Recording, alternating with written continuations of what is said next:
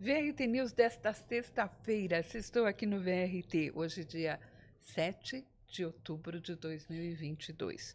E a gente não pode fugir do factual, do que está acontecendo. Então vamos para o resumo de notícias. O IPEC informa: Lula tem 51% contra 43% de Bolsonaro no segundo turno.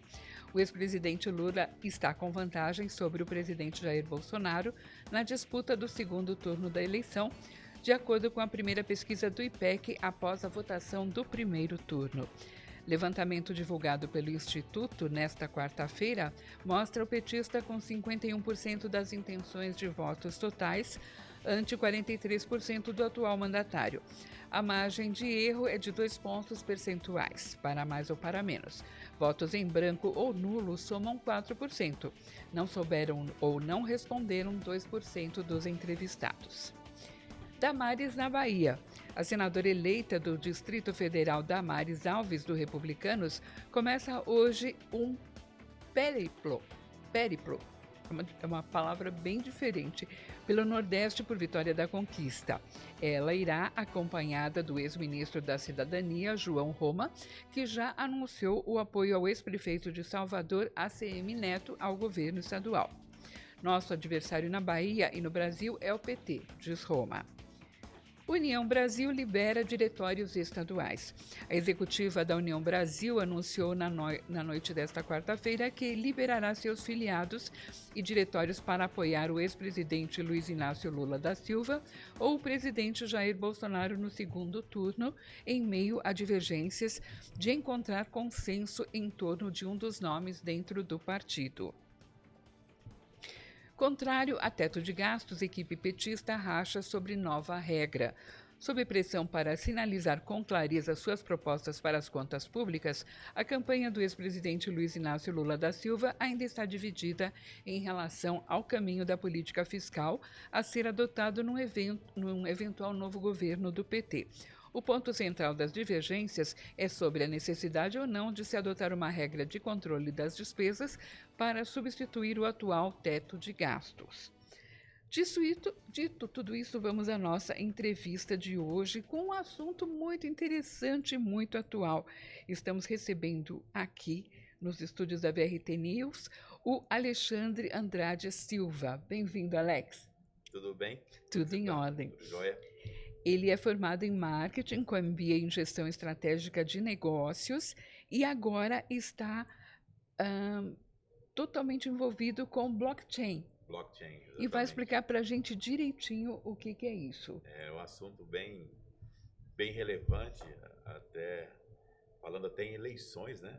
Já existem países que já possuem a eleição validada na blockchain. Isso é um assunto legal. Agora, blockchain ainda no setor imobiliário é mais novidade ainda, né? É novidade no Brasil, né? Sim. Novidade no Brasil. Eu tenho uma empresa, você sabe, uma startup chamada Swiss Capital, que ela já capta recursos para algumas construtoras, e algumas construtoras já me pedem, e acabam me pedindo, né, essa questão, fazer um funding, né, de levantar recursos por meio de tokenização. E lá fora isso já é normal, já tem, por exemplo, no estado de Delaware, nos Estados Unidos, isso já existe uma iniciativa muito legal em relação a esse assunto, já funciona bem, e na Europa também.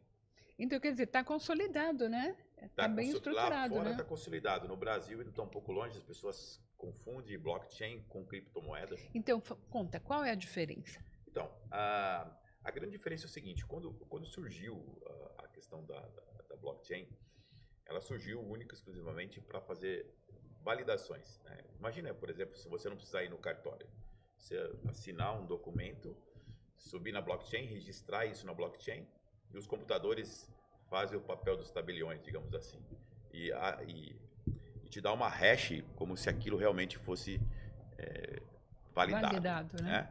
Isso fizeram isso com uma moeda, fizeram isso com Bitcoin. E quando fizeram isso, eles criaram um algoritmo chamado SHA-256, que é o algoritmo que faz como se fosse um joguinho de Sudoku, encontra o Bitcoin dentro dessa rede de blockchain e valida na blockchain aquele dado que, no caso, é uma moeda. Nesse momento que que o Bitcoin ele veio para o mercado, ele se tornou algo muito interessante, porque ele é validado dentro de um ambiente que diferente do nosso mundo atual, que é, por exemplo, a impressão de dinheiro. Então, para evitar a impressão de dinheiro e evitar a inflação, que isso acaba aumentando a base monetária, e com a base monetária maior, você tem a mesma quantidade de produtos e serviços, vem a inflação que está acontecendo com o nosso país agora. Ninguém tira da minha cabeça que realmente o nosso governo imprimiu dinheiro até para poder conseguir cobrir as contas. Já o Bitcoin não, ele é lançado e validado na blockchain para poder ficar de forma pública. Então, na verdade, a blockchain, digamos que ela é o terroir do vinho, né, daquela uva, né? E você consegue plantar várias uvas e ter várias parreiras dentro desse terroir. Então, basicamente é isso. Então, blockchain é um software, é uma cadeia que valida transações na internet. Não valida só o Bitcoin, valida todas as moedas que existem no mercado hoje, moedas digitais. Quer dizer, ganha-se tempo e também se economiza, né? Tempo e economia, eu acho que todo mundo tá buscando. E não é só tempo e economia. Eu acho que também, além de você ter tempo e economia, você tem um negócio que é transparência. Você imagina, por exemplo, que as contas do governo, todas elas fossem registradas na blockchain e ficasse lá no dia e horário para registrar. Para você ter uma ideia, a primeira transação que foi feita foi no ano de 2009, que o Satoshi Nakamoto, que é o criador do Bitcoin, ele fez a primeira transação, a transação Gênesis, que nós chamamos. Até hoje, você digitar lá, você vai encontrar a primeira transação de criptomoeda no mundo, que lá fica registrado para todo mundo ver. Esse registro dá confiabilidade, né? Economia, rapidez e transparência. Muito bom. Agora, a gente está falando, né, da modernização das moedas e com uma coisa estável, que é o mercado imobiliário. Conta um pouquinho como é que você fez essa ponte, como é que funciona isso. Olha só, eu fui convidado, inclusive, para participar de um programa de TV para falar sobre exatamente esse assunto, né? Comentarista sobre blockchain para real estate. Acontece que a gente começou a falar sobre esse assunto, enfim. Porém, a emissora, naquele momento, entendeu que nós estávamos vivendo um momento de muita pirâmide no Brasil, aquela coisa de o pessoal tirar vantagem, né, com pirâmide. E, infelizmente, a gente teve que dar um tempo para falar sobre aquele assunto.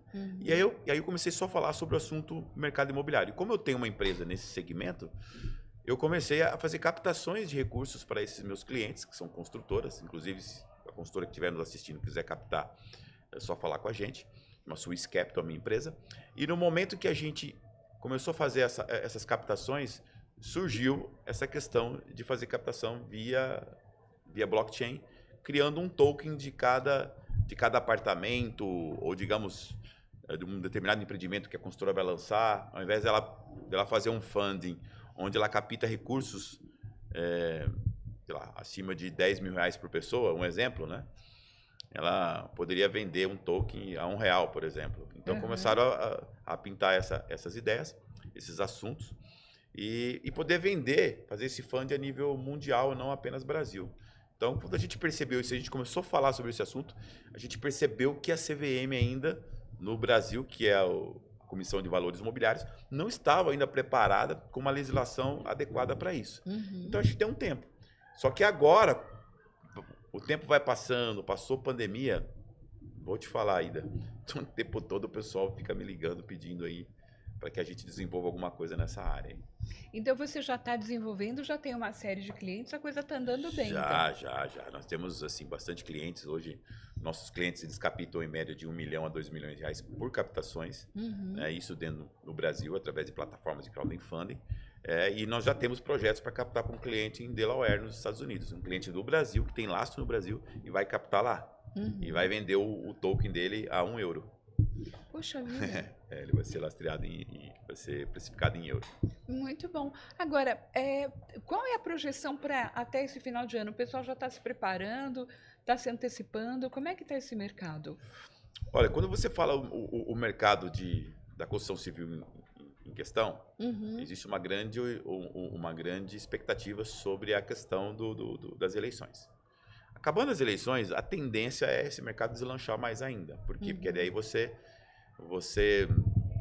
consegue ter um outro panorama, né? Você consegue enxergar as coisas de uma outra forma. Então, é uma grande chance aí do mercado ficar bem aquecido, aumentar muito a questão da venda de apartamentos e casas, né? Então, isso é uma coisa interessante. Trazendo isso para o mundo das criptomoedas, eu também acredito que a partir do próximo ano a gente vai ter hoje nós estamos vivendo o inverno das criptos, né? Que a gente está falando. Por que o inverno das criptos? Tudo por causa da recessão. Infelizmente, as pessoas hoje, no mundo todo, elas estão com muito medo, né? Então, existe uma tendência que nós chamamos, onde as pessoas querem guardar dinheiro em casa, entesouramento, que nós chamamos. Ou querem aplicar em alguma coisa que tem um pouco mais de segurança. Então, por isso que eu falo bastante do mercado imobiliário. Mas no momento que o mercado começar a acenar, no mercado mundial, começar a acenar de maneira positiva em relação ao SP500, em relação a outros países que acabam, de certa forma, passando essa tranquilidade para a gente. Essa guerra também atrapalhou bastante. Eu acho que a gente vai ter um momento diferente aí. E eu acho que as criptomoedas e os tokens, né? Porque, só para você entender, a categoria é Bitcoin, altcoins e tokens. Os tokens, geralmente, por exemplo, amanhã eu posso ser um advogado muito bem sucedido, eu ter um valor no mercado e eu tokenizar minha própria profissão e vender isso como ativo. Então, esse assunto é um assunto muito legal, porém, esse fear, né, digamos assim, esse medo que as pessoas têm em relação ao que vai acontecer no futuro, tem atrapalhado um pouco. Então, precisa que esse mercado ganhe um pouco mais de confiança. Quer dizer, requer uma dose de ousadia, né? Eu acho que não só ousadia, mas conhecimento também. Porque o que está faltando hoje para as pessoas, ao meu ver, é conhecimento, né? Porque eu posso ter... Quando você é ousado sem conhecimento, geralmente você quebra a cara. Agora, se você buscar conhecimento, entender esse mercado, entender esse mundo, que isso já faz parte do nosso dia a dia. Se você começar a entender que isso faz parte do dia a dia e não mais ficar olhando aquilo como algo que concorre com a sua forma de pensar, por exemplo, que eu não vou mudar, eu continuo, aí é mais complicado. Então, eu acho que é ousadia com conhecimento. Então, isso vai aumentar bastante e eu dou algumas mentorias nessa área também, né, para profissionais e para empresários fora do meu outro negócio, que é a Swiss Capital. Mas eu acho que é ousadia e conhecimento, que é o que está em alta aí. Porque já é seguro, né? Já tem uma segurança. Já é estável, vamos dizer assim. É tão seguro, é muito mais seguro do que o nosso próprio dinheiro fiat, que nós chamamos moeda fiat. Por quê? Porque se a gente tem uma dificuldade, se você tem os agentes ou o agente principal que precisa gerar liquidez para o mercado, no caso o Banco Central, quando vem uma pandemia, vem um problema, o que acontece com essa liquidez? Como o sistema ele depende do dinheiro das pessoas que fique na conta corrente delas, e é aí que os bancos ganham dinheiro, porque eles são autorizados pelo Banco Central a emprestar esse recurso para terceiro. No momento que começam a fazer essa liquidez, ou seja, gerar essa liquidez para o mercado, acaba sendo interessante por um lado, só que por outro lado é meio perigoso. Por quê? Porque se você aumentar essa base monetária, você vai trazer inflação. E você trazendo inflação, o que acontece? O seu dinheiro começa a ficar desvalorizado. Mas por quê? Porque o seu dinheiro está sendo impresso. Então existe um custo nessa impressão. Um custo dessa impressão. E existe um custo também de inflação. Então, o seu dinheiro ele perde força. Quando a gente está falando de Bitcoin, de forma específica, o Bitcoin, como ele tem, a cada 4 anos, ele tem uma quantidade de Bitcoin a ser emitido até 2080, outros falam 2140, as pessoas já sabem que existe uma escassez. Então, todo ativo que ele é escasso, ele gera valor para as pessoas. Entendeu? Entendi. Agora, se você coloca muito dinheiro no mercado, dinheiro impresso, isso não gera valor, gera desprezo. E aí, quando você tem uma oferta muito grande de dinheiro impresso, você tem o aumento dos produtos e serviços, diferente no Bitcoin. Então, essa questão, as pessoas entenderem isso daí, eu acho que é o que faz a diferença para que esse mercado possa a continuar crescendo e dar a segurança que você falou, que é o que a gente está buscando. Porque assim, o Bitcoin, no caso, ele revolucionou essa situação, né? Foi em 2008, quando aconteceu aquele problema dos bancos nos Estados Unidos, né? Chegou um ponto onde o pessoal estava colocando juros em cima de juros e fazendo negócios e hipotecando casas, vendendo casas, fazendo financiamento, que é o boom que teve do mercado imobiliário, e a conta chegou, né? E eu acho que a conta vai chegar ainda, tá? Eu acho que a conta ainda não chegou como realmente isso pode acontecer, e talvez a salvação aí mundial é o Bitcoin. E aí impulsionou o Bitcoin, né? Teve uma velocidade maior. É isso que fez com que ele pudesse ser reconhecido. Nossa, muito interessante, muito esclarecedor. Alex, passa as tuas mídias para o pessoal entrar em contato para saber mais, para se informar melhor. Da minha empresa é swisscapitalinvest.com.br, swisscapitalinvest.com.br, que faço captações para construtoras e incorporadoras. E para, de repente, as pessoas quererem saber um pouco sobre mentoria nesse mercado, é alexsilvanegociosdigitais.com.br. alexsilvanegociosdigitais.com.br. Muito bom. Muito obrigada pela tua participação. Imagina, eu que agradeço o convite que vocês me fizeram. VRT News volta já já.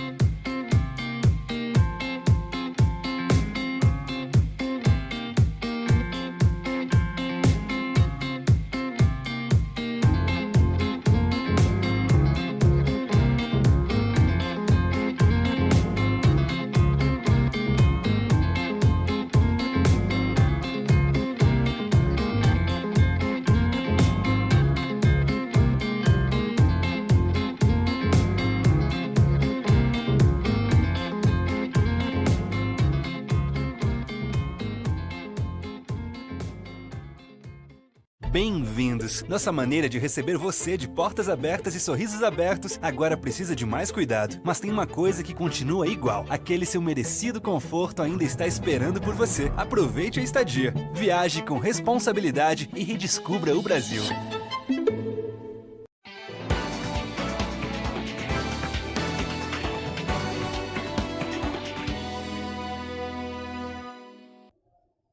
VRT News de volta e agora nós vamos até os Estados Unidos porque temos ótimas notícias.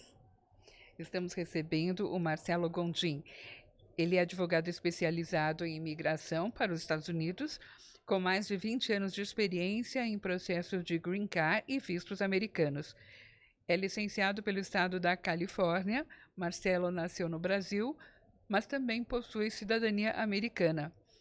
E é fundador e principal advogado da Golden Law Corporation, escritório de advocacia imigratória, situado em Los Angeles, na Califórnia. Bem-vindo, Marcelo. Muito obrigado. Marcelo, nós estamos sabendo que há profissões nos Estados Unidos que têm falta de mão de obra, de profissionais. E essa é uma ótima notícia para quem quer imigrar, né? Você pode contar um pouquinho para a gente sobre isso? Com certeza. Isso é um fenômeno que nem todo economista consegue explicar, mas existe hoje uma deficiência de profissionais nos Estados Unidos, não somente em áreas especializadas, mas até mesmo em trabalho não especializado, né? Trabalho mais comum. Então, os empregadores, as empresas, estão lutando para conseguir expandir, porque você não consegue expandir suas atividades se não tiver a mão de obra necessária, né? Tanto na parte executiva, na parte técnica, quanto também na parte operacional mesmo. Então, as empresas estão lutando muito com isso. Quando você vai para um nível mais alto, nível de profissionais, a deficiência é maior ainda. Por exemplo, dentistas, fisioterapeutas, enfermeiras, engenheiros, pessoal de tecnologia de informação, praticamente todas as áreas profissionais que você pode nomear aí estão passando por deficiência, inclusive até os próprios os órgãos de classe, né, vamos dizer assim, no caso, o que chamam no Brasil os conselhos, por exemplo, aqui o equivalente ao conselho de enfermagem, conselho de odontologia. Esses conselhos têm reportagens que eles publicam constantemente dizendo nós estamos faltando profissional, está faltando profissional nessas áreas. Então, eles têm a razão, por exemplo, dentistas por cada 10 mil habitantes. Quantos dentistas tivemos que ter? Tem um número lá. E o número que nós temos aqui está bem abaixo do número que deveria ter. Então, isso se deve a vários fenômenos, principalmente o superaquecimento da economia. A economia está Puxa, isso é muito bom. superaquecida, exatamente, está superaquecida e as empresas estão agora começando a passar por esse problema e estão descobrindo que é melhor, às vezes, trazer pessoas de fora do que ficar lutando para conseguir pessoas que não estão disponíveis nos Estados Unidos. Então, no caso, são os profissionais de saúde, né? Mas aqui na nossa lista tem, eu achei assim muito interessante, pilotos de avião. Exatamente, Conta um você não pouquinho. consegue. Eu não sei como está no Brasil hoje, mas aqui nos Aham. Estados Unidos você não consegue pegar um voo que você possa mudar de cadeira se quiser, mudar o seu assento. Não consegue, porque todos os voos saem lotados. E eles, inclusive, têm o overbooking, que é eles vendem mais passagens para aquele voo do que a capacidade da aeronave. Porque se alguém Aham. desistir, já tem lá uma pessoa e o avião sempre vai lotado, todas as cadeiras preenchidas. Então, isso se deve porque as empresas como Delta, American Airlines, United Airlines estão também sofrendo para conseguir pilotos, entendeu? Então não tem piloto suficiente aqui. Com Então, deficiência de pilotos. exatamente, e a demanda para que pessoas que querem voar, querem usar o sistema aéreo, a Uhum. demanda é muito grande e você hoje em dia não consegue mais realmente. Você imaginava antigamente a gente pegava um voo e você podia mudar de assento se quisesse, tinha assim, geralmente 10, 20 cadeiras disponíveis, hoje não tem mais. Poxa Então, vida. por isso, porque está Agora, faltando piloto. diga. Não, desculpa, piloto e comissário de bordo também. Não é só piloto, porque piloto não vai voar na nave sozinho, né? Sozinho. Então, Aham. está faltando tudo aqui, na verdade. Puxa vida, comissário de bordo também. E agora vamos falar dos engenheiros. O que que aconteceu para se precisar tanto de engenheiros?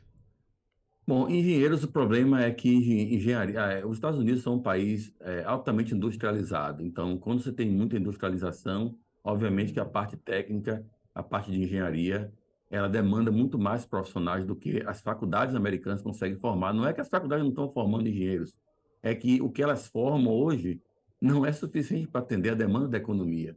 E eles fazem parte de uma área que aqui se chama de STEM. Não sei se você ouviu falar sobre isso. A STEM quer dizer Science, Technology, Engineering e Matemática, ou seja, ciência, tecnologia, engenharia e matemática. Então, essas áreas, elas têm alta demanda de profissionais, mais do que outras áreas até mais do que a área de saúde, por exemplo.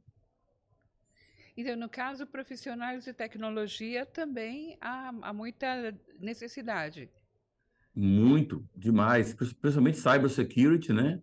Uhum. Precisa de mais profissionais de cybersecurity aqui, pessoal que tem muito hackeamento, né? A gente sabe que tem essas empresas que ficam hackeando o sistema das empresas para buscar um tipo de resgate, né? Ser pago para liberar o sistema das empresas. Então, esse é um problema que está também acontecendo no mundo todo e para os Estados Unidos conseguirem manter a margem de competitividade internacional nesse mercado globalizado, eles têm que ter mais profissionais de TI também.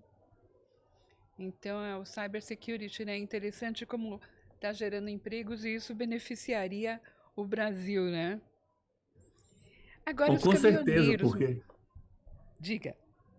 não, desculpa, porque eu só ia completar o pensamento.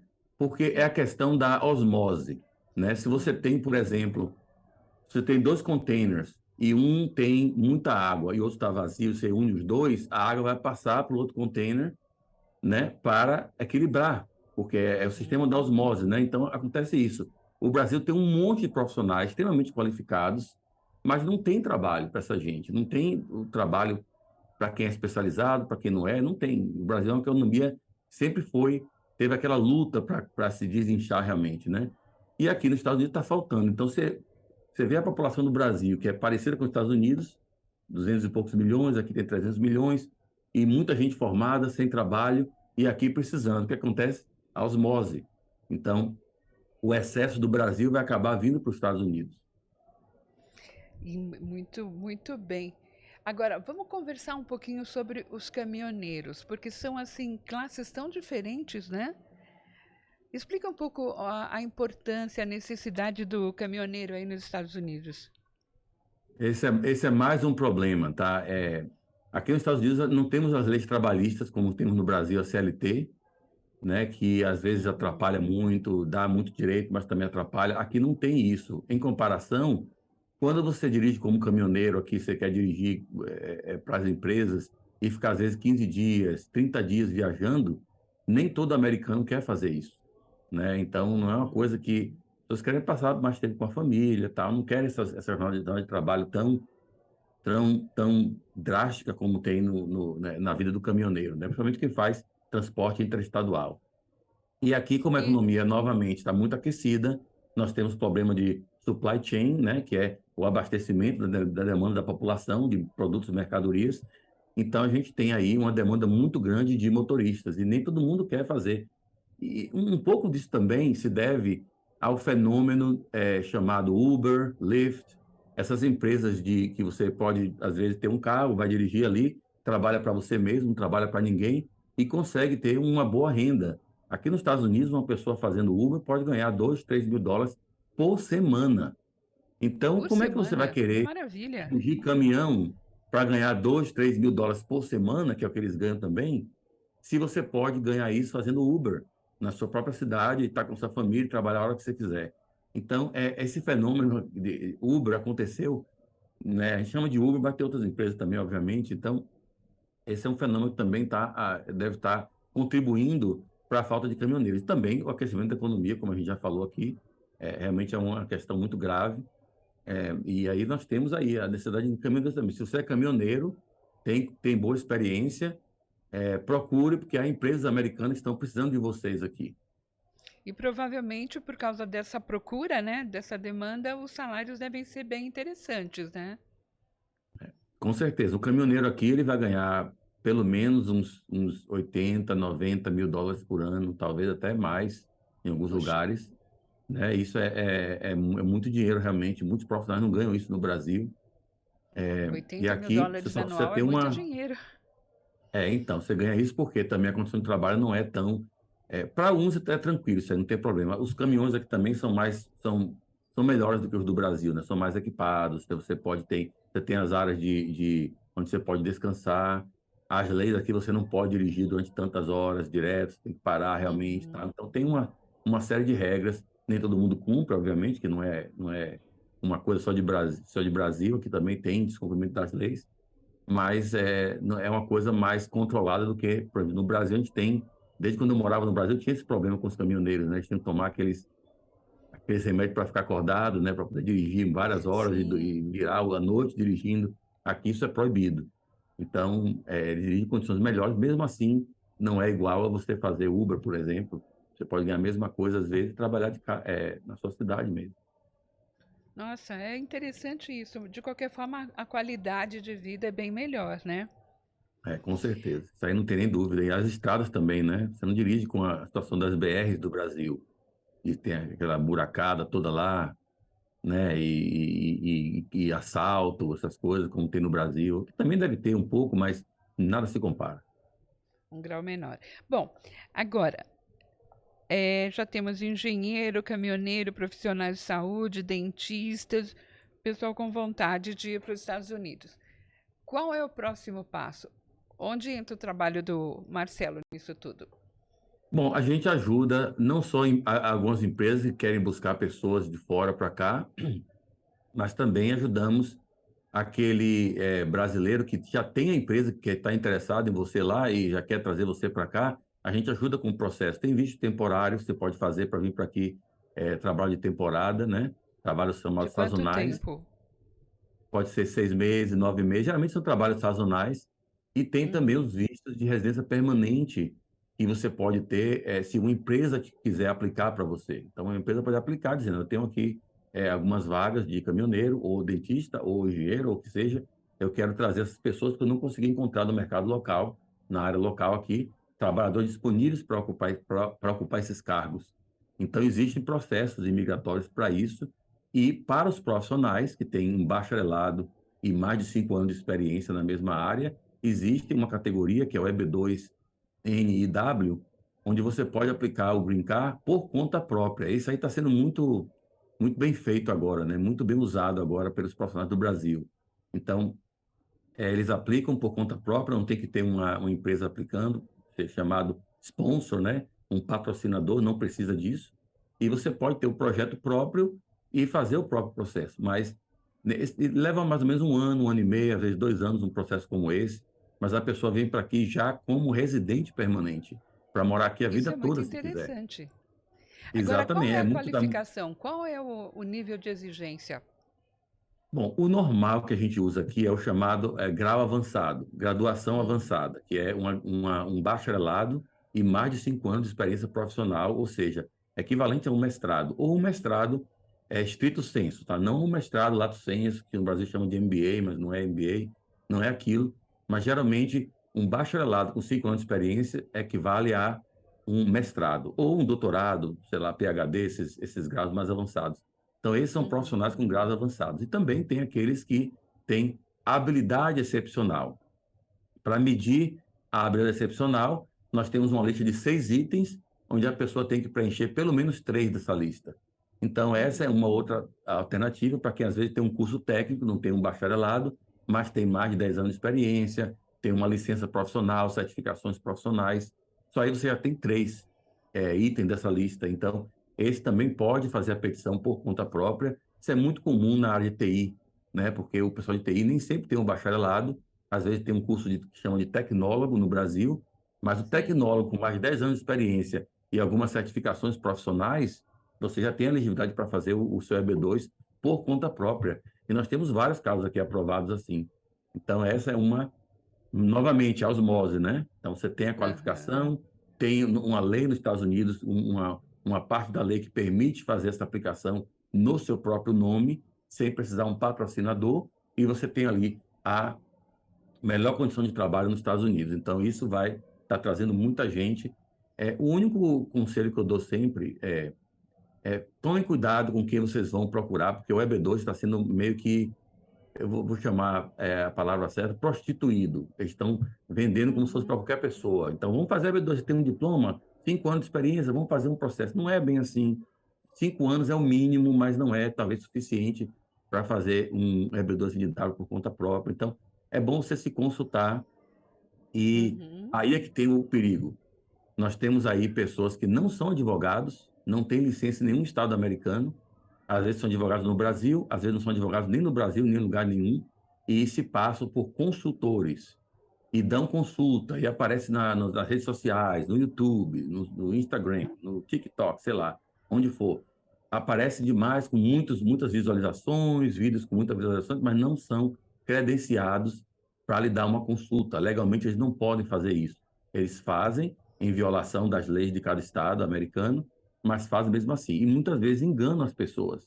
Então, tenha cuidado quando você for se consultar, procure ver se a pessoa com quem você está se consultando tem uma licença num estado americano qualquer. Não precisa ser no estado que você quer morar, porque a lei de imigração é federal, né? Então, a gente pode dar consulta para quem quer morar na Flórida, Nova York, onde for. Não precisa ser na Califórnia, porque é lei federal, não estou restrito àquele limite do estado, mas tem que ter alguma licença de algum estado americano. Procure certificar sobre isso, porque tem muito charlatão aí. Brasileiros, né, que vieram para aqui, né? Eles saíram do Brasil, mas o Brasil não saiu deles. Então, infelizmente, eles têm ainda a mentalidade do jeitinho brasileiro, né? Então, temos que tomar cuidado com isso. Mas, sim, procure se informar com advogados aqui nos Estados Unidos, que você vai ter uma surpresa, que às vezes você pode qualificar muito bem sem saber. Então tem que estar credenciado. Agora, Marcelo, fala um pouco do custo de toda essa transação. Quanto mais ou menos custo? Quanto mais ou menos as pessoas têm que ter reservado para poder enfrentar o sonho americano? Depende muito do tipo de processo que vai ser feito, mas um processo como esse que a gente falou agora, o EB2NW, eu imagino que, somando os honorários advocatícios, que são a parte mais cara do processo, é bom a gente falar a verdade aqui, né? É a parte mais Uhum. complexa, são os honorários, então é a parte mais cara. E os custos de imigração, as tarifas que tem que pagar para o governo para processar aqueles casos, e também custos adicionais com serviços de outros profissionais que vão auxiliar o advogado naquele processo, eu imagino que para ter uma petição dessa aprovada, as pessoas gastariam na faixa de uns 14, 15 mil dólares.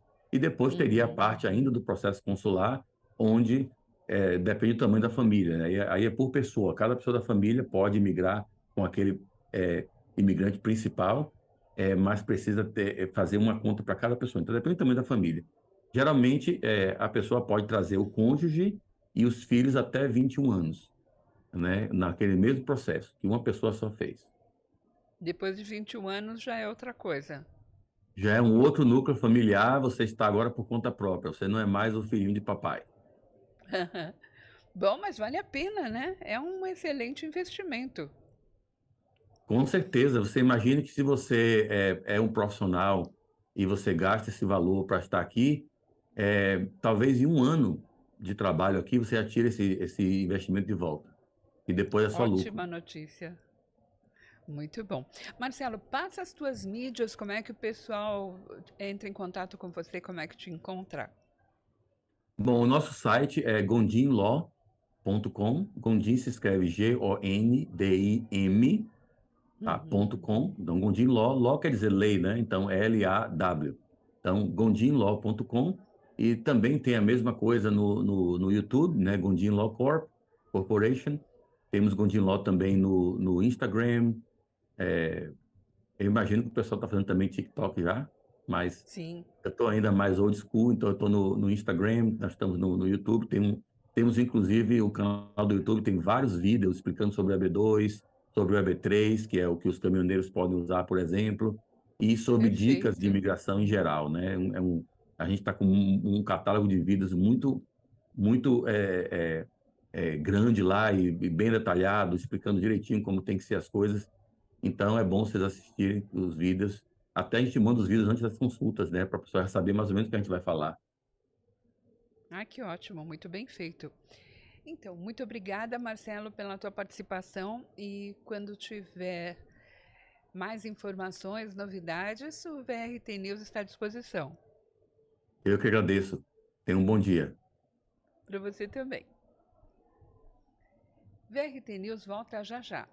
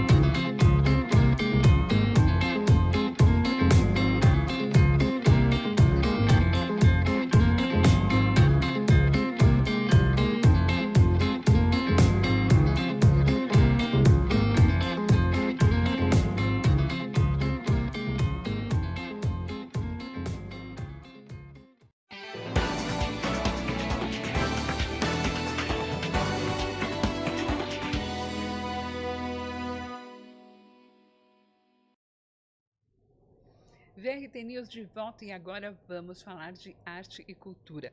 Estamos recebendo a Chay Freitas, que é atriz e cantora. Bem-vinda, Chay. Muito obrigada, uma boa tarde.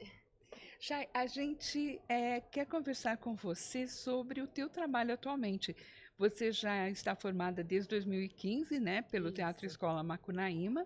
Em 2016 se especializou em formação técnica em teatro musical do SESI. Participou de diversos espetáculos musicais e convencionais. Fez parte do elenco de atores-cantores do Brooklyn Restaurante e do Paris 6 Burlesque, com o show dos Garçons Cantores. Isso. Conta um pouquinho dos Garçons Cantores. É um projeto muito legal que eu fiz parte, primeiro no Brooklyn Restaurante por 4 anos, mais ou menos. E a gente fingíamos ser garçons, todos eram atores, cantores. E aí a gente fazia uma mise-en-scène ali e de repente do nada começava um show musical com músicas da Broadway, músicas de filmes. Então ficava todo mundo assim, né, surpreso, era bem legal mesmo. Então a gente fazia algumas entradas durante a noite e aí isso cresceu bastante, né? Uma ideia que veio lá de Nova York. o dono desse restaurante trouxe para cá. Infelizmente, acabou fechando o restaurante. E aí, em seguida, nós levamos o projeto para o Paris 6, Burlesque, né?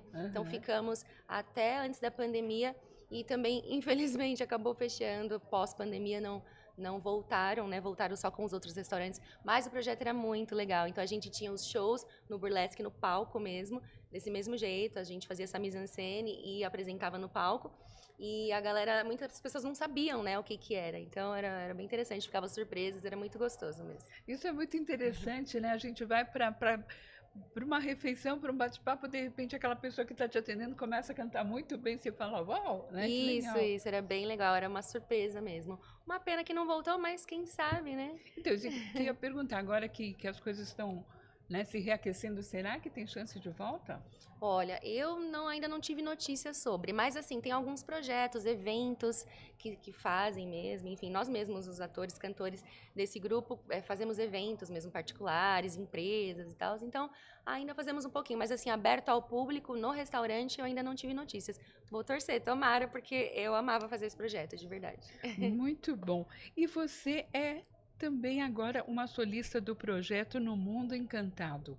Isso, então eu faço parte do projeto No Mundo Encantado, que é do Coral Voz e Arte. Né? Nós somos um coral de mais ou menos quase 60 pessoas e a gente ensaia, né, num espaço de uma igreja e tal, mas não é um coral convencional como as pessoas pensam, né? Com pasta, bonitinho. A maioria das pessoas ali tem de todo tipo, né? Tem os atores, cantores, mas tem pessoas que fazem por hobby também. Então, e de várias idades, adolescentes, pessoas mais velhas, enfim, de todo tipo. E a gente juntos fazemos esse projeto, que é o No Mundo Encantado, que são músicas da Disney. Então, o maestro Rodrigo Hipólito, que foi quem criou esse projeto, né, esse coral. Ele esteve aqui no VRT News. Isso, verdade. E aí nós já apresentamos esse projeto, né, uma vez. Agora estamos voltando, mas repaginado. Então, vamos ficar alguns dias em cartaz aí. E é muito gostoso, assim. São músicas da Disney. Então, os clássicos, como todo mundo conhece. Branca de Neve, Mulan, Frozen, mais recente, Moana, Bela e a Fera. Enfim, músicas da Disney que todo mundo ama, né? Não tem como não gostar de Disney. E você é solista? Isso, eu sou uma das solistas, então eu canto com o coro também, mas tem números que a gente canta não só o coro, mas tem os solistas. Então somos em 4, eu e mais a outra cantora, e mais 2 meninos também, e temos os subs. E nós vamos apresentar agora no mês de outubro. Temos aí algumas datas. E quais são os personagens que você canta? Os que eu canto? Bom, eu começo cantando a Jasmine, né, do Aladdin. É o Mundo Ideal, que é um super clássico, todo mundo ama. Canto Moana, a Bela, né, da Bela e a Fera. Também canto um trecho de Branca de Neve, porque são músicas variadas. Então, o maestro, ele escreveu os arranjos, né, reformulou esses arranjos e montou um repertório ali de forma bem dinâmica. Então, é quase uma maratona. Eu entro, saio, volto pro coro. Com figurinos de cada uma? Não, é no formato coral mesmo, né? Só que é um coral mais artístico, no sentido da gente ter mais movimentações. Não é um coral clássico, como todo mundo está acostumado a ver, com pastinha. A gente canta sem pasta, é super dinâmico. Tem as movimentações, tem a diretora Cris Trevisan, que está lá com a gente também, cuidando dessa parte cênica. Então, é um coral cênico mesmo. É pra galera se divertir, se sentir ali no meio da coisa toda. É bem gostoso. Muito bom. E você falou que agora tem uma outra... explica um pouco essa próxima temporada. Isso, então a gente teve uma primeira temporada que foi dezembro e janeiro, a gente fez algumas apresentações, acho que foram só 4. E aí agora nós voltamos com essa repaginada, vamos dizer assim. Então, o repertório é o mesmo, mas foi adaptado algumas coisas cênicas mudaram, os solistas também mudaram. Na outra temporada eu não fui solista e agora sou. E aí a gente vai fazer algumas datas agora no Teatro Arthur Rubinstein, ali até próximo aqui, né, Pinheiros. A gente estreia agora, dia 9, né, nesse domingo, 9, 10, depois fazemos 12, 14, depois 21 e 31. Acho que são essas as datas. É só esse mês? É curta temporada, Curta temporada. Por enquanto, né, a gente espera conseguir mais pauta no teatro, porque é isso, agora que as coisas estão voltando, os teatros também estão bem concorridos com pauta e tudo mais, mas a gente está indo atrás aí, se Deus quiser vai ser um sucesso e a gente pode continuar com esse e com outros projetos também, né? Porque o coral, ele tem vários projetos. A gente apresentou, por exemplo, o Rock Memory.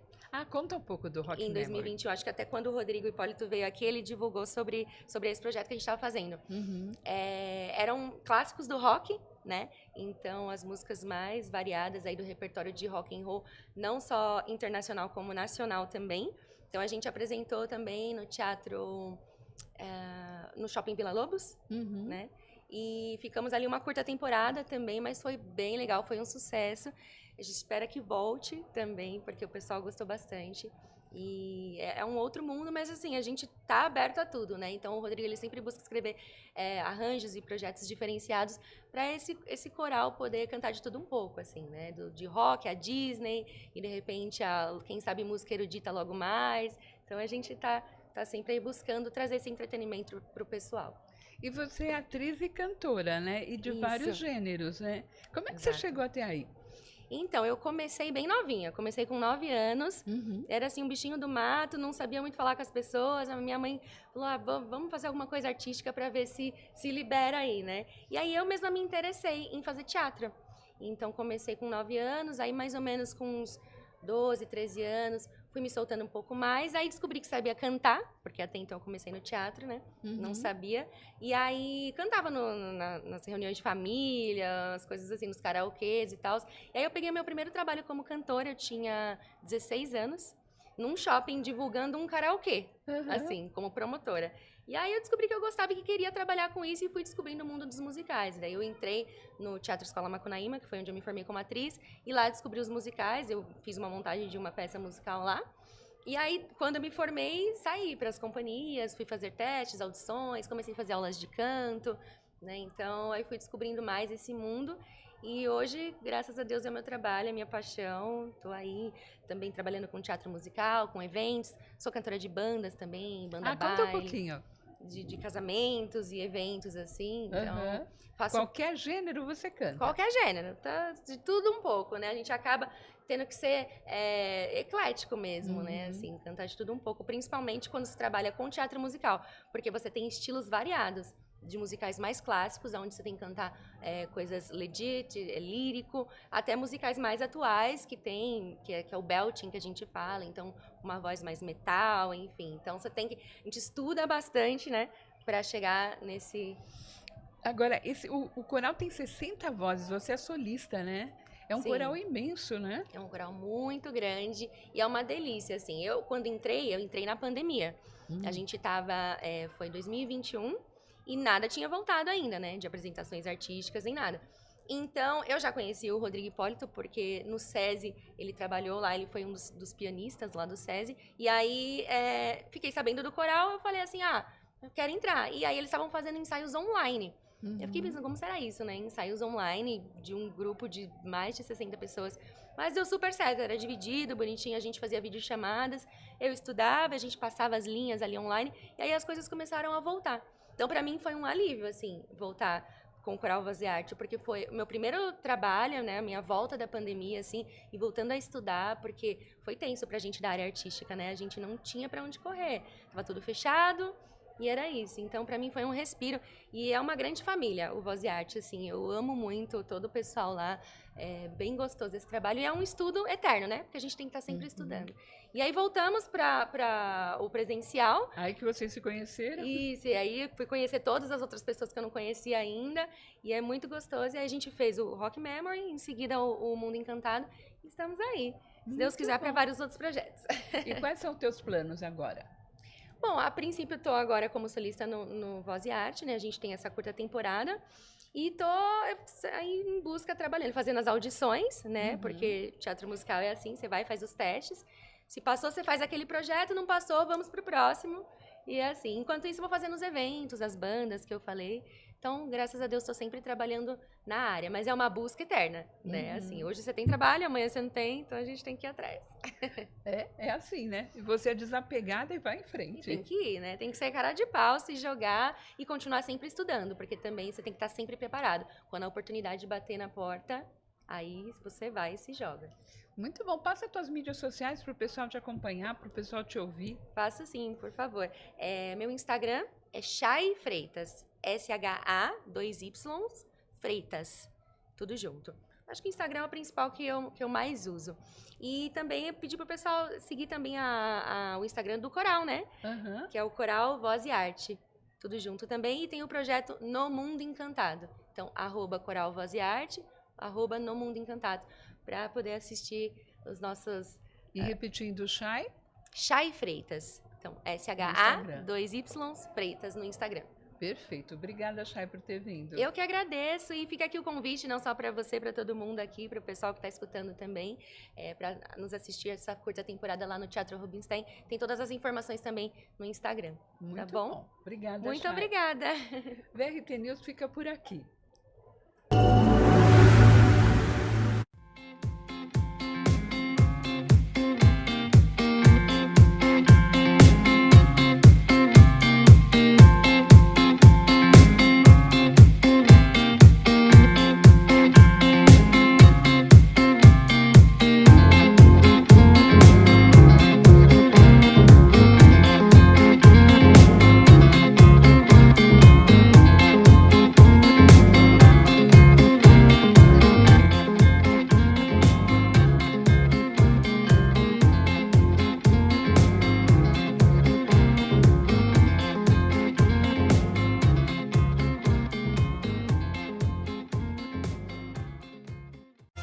Vem cá, Recife tem coisa legal pra fazer? Tem sim, um montão de coisas. Tem passeio de bicicleta? Tem, e é organizado, todo domingo e feriado. E museu? Os melhores do Brasil. Tem visita guiada da cidade? A pé, de ônibus ou catamarã. E os passeios são incríveis! Dá pra visitar as igrejas? Yes, you can. Dá sim, com atendentes bilíngues. No Recife dá até pra ouvir música na igreja. E tem um parque legal pra passear? Pra toda a família e até pro seu melhor amigo. Academia ao ar livre? Por toda a cidade. Tem lugar pra jogar bola? É só o que tem. E vôlei? Tem até escolinha na areia da praia. E o Recife antigo, hein? Tá cheio de atividade gratuita pra todas as idades. E o que é isso? Arte, colorindo o Recife, nos muros da cidade. É muita criatividade, né? O Recife é assim. E pra encontrar tudo isso, hein? Aqui, visite.recife.br. E letreiro gigante pra gente tirar foto. É divertido? Recife tem. Vem curtir, o Recife te espera.